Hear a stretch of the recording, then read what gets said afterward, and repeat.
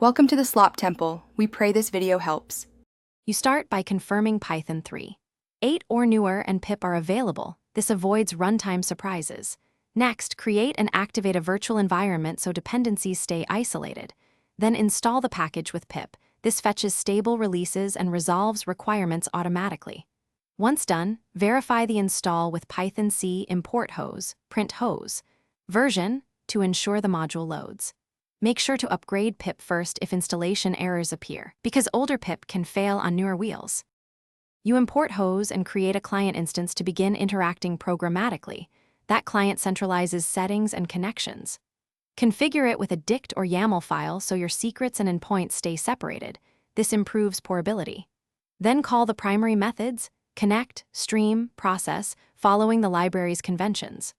Once you process data, use context managers or explicit close calls to release sockets and threads. This prevents leaks. Also, toggle logging to debug mode when behavior differs from expectations. You finish by validating outputs against known samples or unit tests to confirm correctness and stability. After successful runs, gracefully close sessions and resources with client. Close, or the provided shutdown helper. This avoids dangling threads.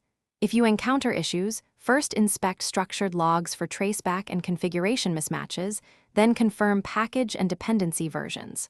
One key troubleshooting tip: if behavior changes after upgrade, pin the previous working version and compare changelog.